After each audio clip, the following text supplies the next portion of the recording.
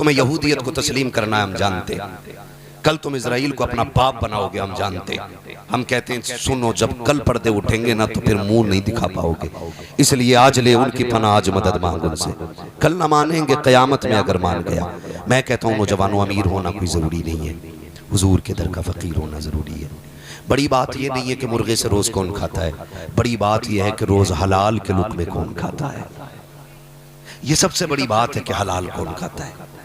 हमसे अगर गुनाह हो गए, कई पार्टियां अब तो अल्लाह माफ़ करे ऐसी चल रही हैं कि लोग ना बियर पी रहे, बियर शराब आम हो गई है हमारे नौजवानों में। शादी पार्टी के नाम पे, दोस्त के बर्थडे के नाम पे ये सारी चीज़ें आम हो गई हैं। और मौलवी टोक दे तो कहते हैं तुम्हें क्या पता, ये तो एनर्जी ड्रिंक है। मौलवी को क़यामत की निशानियां तक पता है, तेरी ड्रिंक का नहीं पता है। हाँ भाई, मौलवी दज्जाल को जानता है, तेरी बियर को नहीं जानता।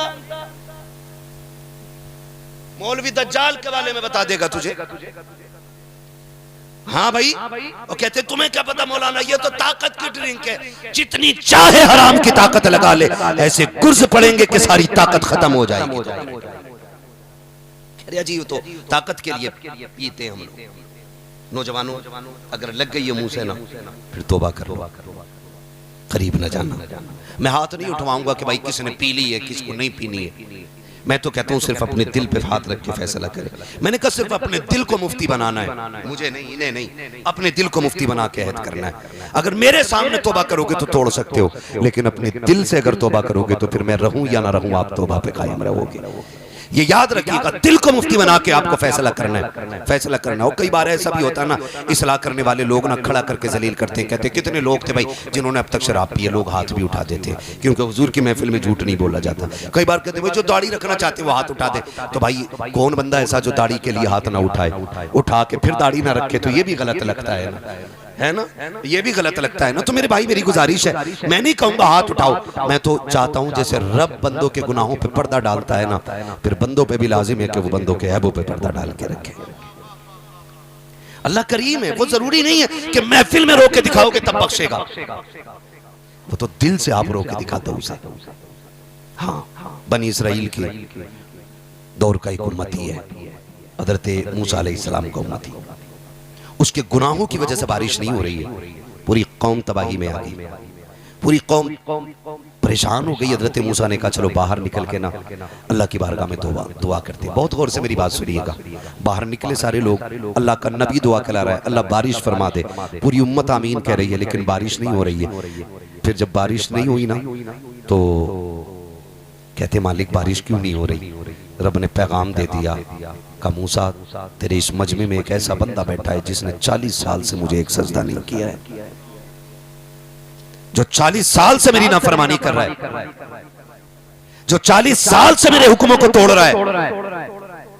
ऐसा बंदा बैठा है इसके अंदर, मैं उसकी वजह से बारिश नहीं कर रहा हूं। जब तक वो रहेगा ना मैं बारिश नहीं करूंगा। हज़रत मूसा ने कौम से मुखातब होकर फरमाया, है कोई तुम में ऐसा जो 40 साल से रब की नाफरमानियां कर रहा है, जिसकी वजह से बारिश नहीं हो रही, उठ जाए, निकल जाए। जब इतनी बात कही ना तो उसने गर्दन झुकाई और अपने दिल में रोके कहता मालिक आज पर्दे डाल दे, आज के बाद कभी तेरा हुक्म नहीं तोड़ूंगा। मालिक उठूंगा तो रुसवा हो जाऊंगा, लोग मेरा मुंह देख लेंगे, अल्लाह माफ कर दे, मैं तौबा कर रहा हूं। अभी उसने ये बातें कही थी कि आसमान से बारिश शुरू हो जाती है। जब बारिश शुरू हुई हज़रत मूसा हैरत में, ना कोई गया ना आया, और बारिश क्यों हो गई। दूर पे गए, मालिक तू बताना, तूने तो कहा था जब तक वो उठेगा नहीं बारिश नहीं होगी, अब पता बारिश क्यों हो गई। आवाज कुदरत आई कि मूसा बात ये है, उसने बैठे बैठे हमसे हमारी बारगाह में रो के चंद आंसू गिरा दिए थे, हमसे तुम्हारी बारगाह में सच्चे दिल से तौबा कर ली, हमने उसको उठाए बगैर बारिश कर दी। रब से कहते मालिक तू बता कौन है वो तेरा बंदा, मैं उसका चेहरा देखना चाहता हूँ। हज़रत मूसा से रब ने कहा था मूसा जब वो गुनाहगार था तब हमने पर्दों में रखा था, अब तो हमारा दोस्त हो गया है, अब कैसे पर्दे उठाए। सुभान अल्लाह, नारे तकबीर लगा ले। पीछे वाले भैया आप भी बेदार हो जाए। नारे रिसाला, जश्न ईद मिलादुन नबी, मसलके आला हजरत, उर्से मुक़द्दस हुजूर मुफ्ती हम्मा साहब क़िबला, वलमाए अहले सुन्नत। सुभान अल्लाह, सुभान अल्लाह। शुक्रिया मोहब्बतों को, आपकी वजह से आराम मिल गया। तवज्जो है सारे लोगों की। तो अल्लाह वो है जो पर्दे डाल देता है। शर्त है ये इसका सही होना। अगर ये ठीक नहीं है ना तो पीर के पैर दबाते व दबाते मर जा, या उसका धोबन पीते पीते मर जा, खैरियत नहीं होती। हलाल खाइए। क्या खाएंगे? सारे बोलो क्या खाएंगे? अगर आपके पास हराम 1 रुपया आपके हज के पूरे सफर में शामिल हो जाए, अल्लाह पूरा हज मुंह पे मार दे। हराम के पैसे से 10 उम्रे करके आओ, अल्लाह 1 उम्रा कबूल करने के लिए तैयार नहीं। ये याद रखिएगा मेरी बात। इसलिए हलाल करिए। और जब आप तौबा करेंगे ना हराम से, छोड़ेंगे तो मुश्किलें आनी है, इम्तिहान से गुजरना है। तारीख में एक बहुत बड़ा नाम है हजरत हबीब यमनी का, हबीब आजमी। हबीब आजमी ये कौन है? ये वो हैं जिनका बहुत बड़ा सूद का कारोबार था। सूद मीन्स समझ रहे हैं ना? सूद ब्याज जानते हैं सारे लोग। इसका बहुत बड़ा बिजनेस था। एक वक्त का खाना इसके बगैर नहीं खाते थे। हाँ बिल्कुल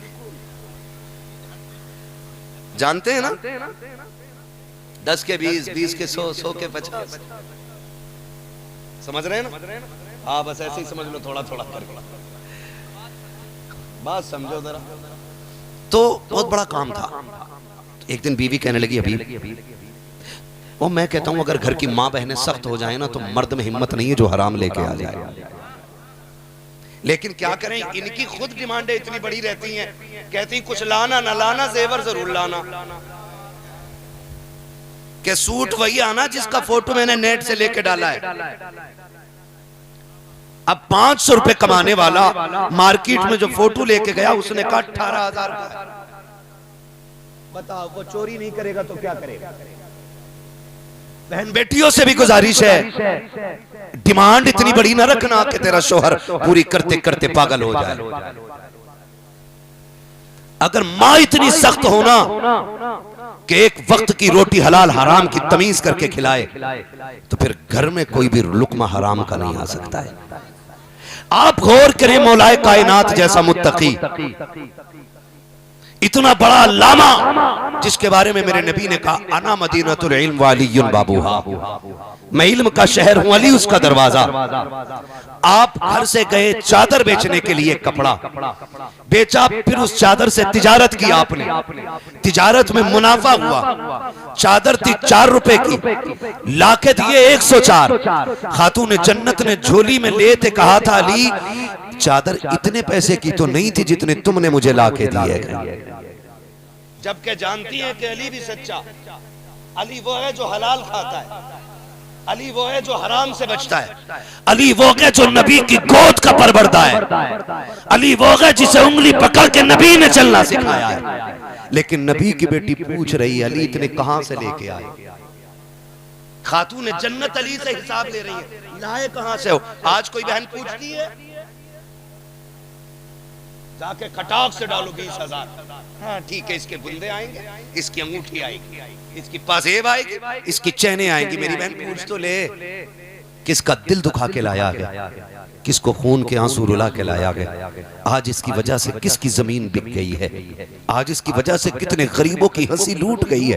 पूछना कहां से लेके आया है। अगर बहनें पूछना शुरू कर दें तो भाई हराम कमाना छोड़ देंगे, हराम कमाना छोड़ देंगे। अल्लाह अकबर, तारीख गवाह है। हबीब अजमी इतने बड़े सूद के व्यापारी थे। बीवी कहने लगी मेरे सरताज इतना ना कमाओ हराम का, कहीं ऐसा ना हो अल्लाह का अजाब आ जाए। कहने लगे शरीक है तू खाना बना, जिम्मेदार मैं हूँ। एक दिन एक घर के अंदर गए, सुने जरा प्यारे, घर के अंदर गए, जाके आवाज दी, कहा तुम्हारे ऊपर मेरा कर्ज है। कहा कर्ज तो नहीं दिया जा सकता। कहा क्यों? कहा पैसे नहीं है। कहा फिर ब्याज का जो बनता है वही दे दिया जाए। औरत बेवा थी, बच्चे यतीम थे, रो के कहने लगी हबीब वापस चला जा, हमारे घर के अंदर एक भाई नहीं है, कुछ दिन के बाद आ जाना, कुछ दे दिया जाएगा। अंदर गए, जाके तलाश करने लगे, गोश्त का टुकड़ा नजर आया। कहने लगे खाली तो नहीं जाना है, कुछ नहीं तो यही दे दे। बेवा औरत की चीख निकल जाती है, कहती है जनाब मेहरबानी करें, मेरे बच्चे यतीम हैं, कई महीनों से गोश्त नहीं खाया, आज मेरे बच्चों ने कहा था माँ कहीं से गोश्त ला दे। कहा बड़ी मेहनत करके ये गोश्त का टुकड़ा मिला है। हबीब कम से कम ये टुकड़ा रहने दिया जाए